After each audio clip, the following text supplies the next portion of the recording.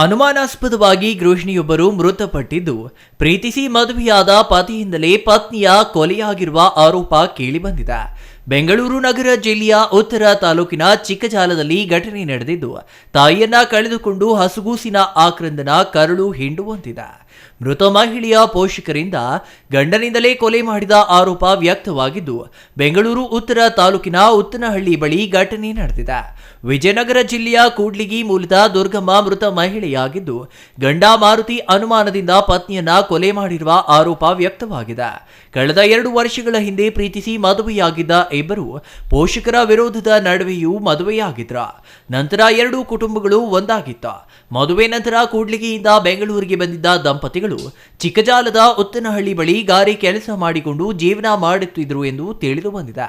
ಪದೇ ಪದೇ ಪತ್ನಿ ಮೇಲೆ ಅನುಮಾನದಿಂದ ಹೊಡೆದು ಪತಿ ಕಿರುಕುಳ ನೀಡುತ್ತಿದ್ದ ಆರೋಪವಿದ್ದು, ಕಳೆದ 1 ತಿಂಗಳ ಹಿಂದೆಯೂ ಗಲಾಟೆ ಮಾಡಿಕೊಂಡು ಮೃತ ಮಹಿಳೆ ದುರ್ಗಮ್ಮ ತವರೂರಿಗೆ ಹೋಗಿದ್ದರು ಎನ್ನಲಾಗಿದೆ.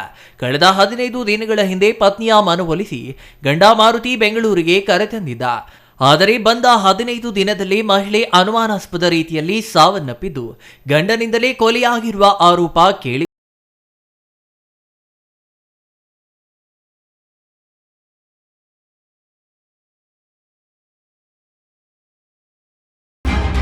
ಮೃತ ಮಹಿಳೆಗೆ 6 ತಿಂಗಳ ಹಸುಗೂಸು ಇದ್ದು, ಅಮ್ಮನನ್ನ ಕಳೆದುಕೊಂಡು 6 ತಿಂಗಳ ಮಗುವಿನ ಆಕ್ರಂದನ ಮುಗಿಲು ಮುಟ್ಟುವಂತಿತ್ತ.